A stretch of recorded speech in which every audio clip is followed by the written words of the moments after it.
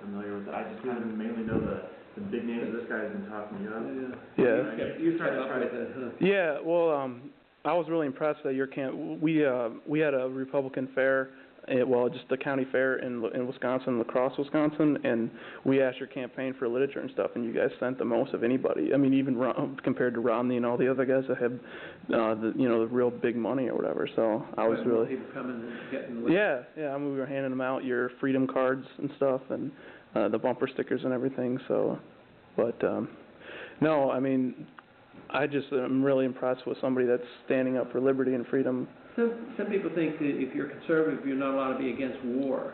Oh, yeah. We don't have to be against war. We have to be against stupid wars and going to war without declaring it, done for our national defense. But to go to war, the Congress was actually more at fault than the president, because the Congress said, no, you can't go to war unless we declare it, and we're not going to let you go to war, and we won't fund it. So Congress really, but they didn't want that responsibility. But the declaration of war belongs in the Congress.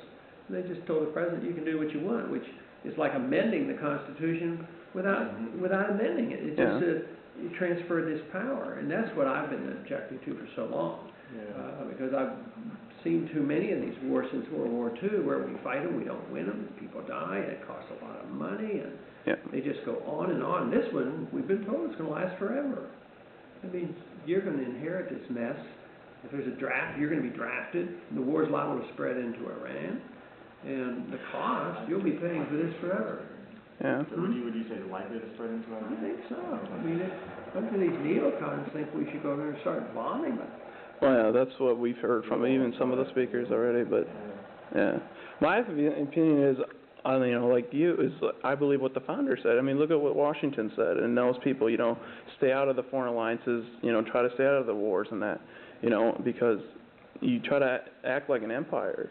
You're going to look at the history, look at Britain. I mean, look at how they felt. And they had all those colonies to try to colonize everybody. And when a country or an empire spreads too far out, they go bankrupt, and they actually diminish the power of the army, because you're all over the place, and then too many people attack you, from all around, and you've just antagonized people. Yeah. And that's, the Soviets collapsed, and it wasn't because we outspent them, it was because they just couldn't maintain what they were doing. I asked Tony Blankley this question last night. I said, what is the original and motivating factor of Al-Qaeda and Osama bin Laden? Like, we went from the 80s, we were supporting the Mujahideen and getting rid of the Soviets, but then all of a sudden, didn't they become our mortal enemies? I mean, what? And then you hear from the president and other Republicans or whatever, neocons, say, well, they hate our freedom, but it's not like Osama bin Laden sitting in a cave somewhere and they stumbled across the Constitution and said, oh, my word. We hate these people. Yeah. They're free. No. They don't go invade Switzerland. Right. Why don't they bomb Swiss airplanes? Yeah. They know darn well why we're upset. Like, right. they'd be upset if anybody did it to us. When do you think the real hatred started? I mean, was it in the first Gulf War, or does it date back before that? I think, toward the United States, it's been more recent, but toward the West, which includes all of Europe, it's probably 1,000 years ago, because just think of the Europeans through the Crusades.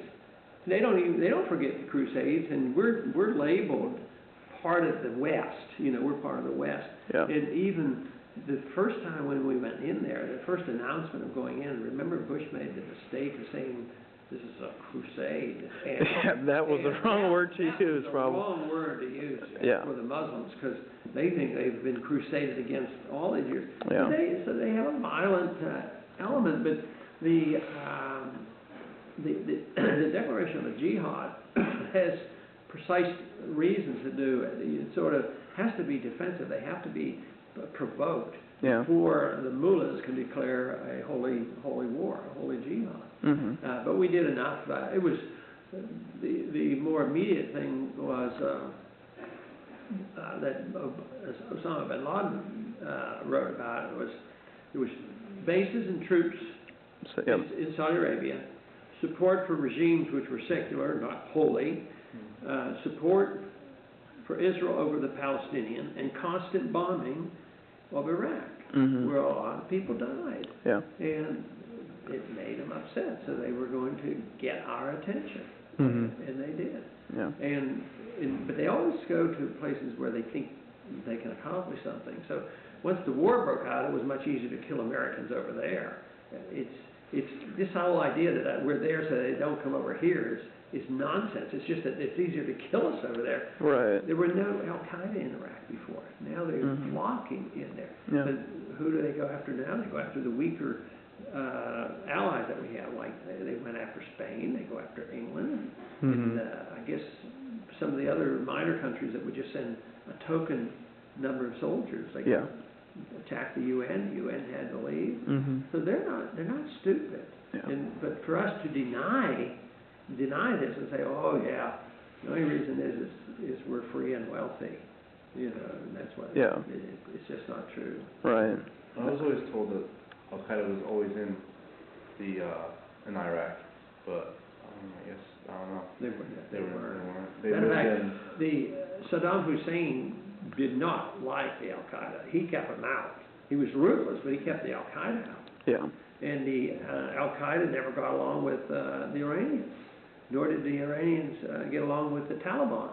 So after we overthrew the Taliban and overthrew Saddam Hussein, we got rid of the two biggest enemies of the Iranians, which means actually the Iranians have been winning this war. You know, that's why we're talking now of attacking Iraq. What would your administration do as far as, okay, in the last Democratic debate, Barack Obama said we need to talk to these countries and through diplomacy. What would your campaign or administration do as far as, you know, handling Iran and that? I would be much closer to what he said versus what Hillary said, because you should talk to people. I mean, Reagan talked to Gorbachev. Kennedy talked to Khrushchev in the midst of a missile crisis.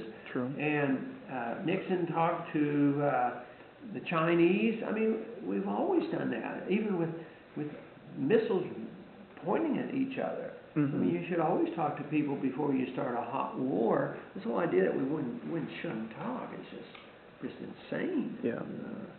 Why not do it? Well, that was all politics. She was pandering to the Cuban Americans. Do you think would you call Hillary a neocon? I mean, yeah. She probably doesn't call herself that, but her position is very neocon. I would agree. Matter of fact, it still dominates the whole circle here.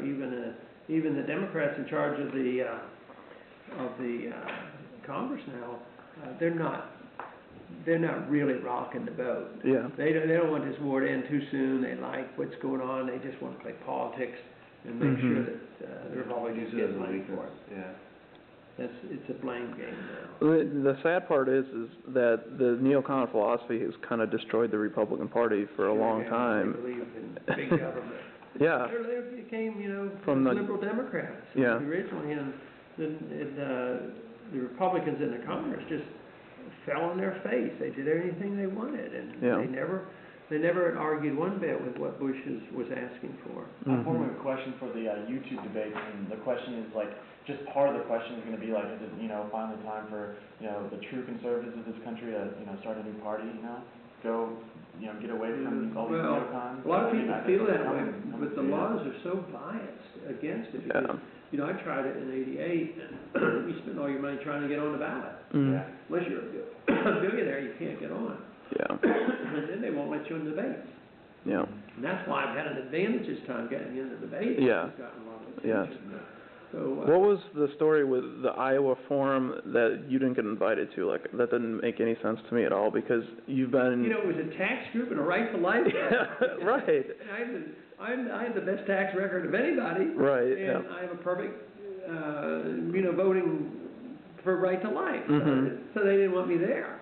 I mean, well... The war issue has alienated or has pushed that even now. That motivated them to exclude me. They just didn't want to hear it. Yeah.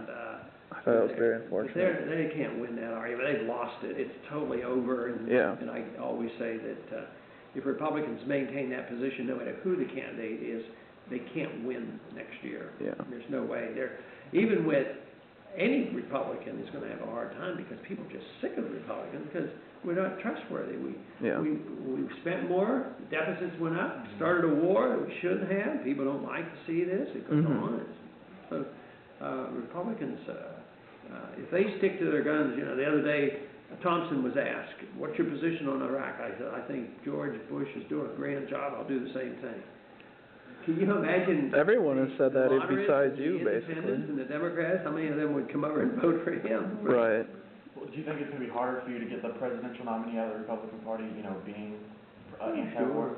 Sure, because there's still a majority that would disagree with what I'm saying right now, but, Majority in the Republican In the Party, Republican but not Party. in the public in But the general. Republican Party is getting smaller, so the Yeah. hardcore there. But the big question is some of these primaries, like in New Hampshire, independents, people who are discussed in both parties, they can go wherever they want. So if they get excited, even in Iowa, they can come over and vote. So, but I think what I'm saying would expand the Republican Party, and what's happening, whether you're just a fiscal conservative or you don't like the war, they're leaving. Yeah. I mean, why go out and vote for somebody that's going to promote the same thing? A lot of Republicans would, you know, if it's Giuliani against Hillary or something, well, they might stir up enough hatred against Hillary or something. Yeah. But if it's, you know, if Giuliani wouldn't be, I don't think people would want to, Republicans, I mean, why would a conservative want to go and vote for him? Well, it seems to me that he's running the same type of campaign as Bush has in the past. I mean, his rhetoric and that. So, you know, I mean, just playing off the 9/11 legacy I think can only go so far. I mean, They'll finally get tired of it. yeah. I'm going to give you a little something here. Oh, cool. A copy of the Constitution, which we talk about all the time, which is sort of a miracle document when you think how little it is and carries so much, you know, knowledge and history in there. The trouble is we never follow it. It's so small, but our government's so big. Yeah, and then we have to write bills that are thousands of pages long, and we ignore that. But this is a story about Davy Crockett. You might have heard that story before. It's about not when he was at the Mount Alamo, but when he was in Congress. You might find that interesting. Awesome. To read. Well, one final question, I guess, is on tax policy. How would you reform the tax system? Are you for a flat tax, a fair tax, or like how would you fund the remaining? Very clear, I'm against the income tax. You know, I want to repeal the 16th Amendment, and I have promised people in my district I would do anything I could to get rid of the IRS and the income tax, believing it's the worst. Look, I have not signed the bill for the fair tax because I don't think it's fair. You know, I want to vote for the low tax. And people say, well, what are you going to replace the income tax with? And I said, well, ideally we shouldn't replace it with anything. You know, we need to cut spending. Spending is the problem, not the way we collect taxes. But that means you'd have to change policy. You'd have to change today we're down there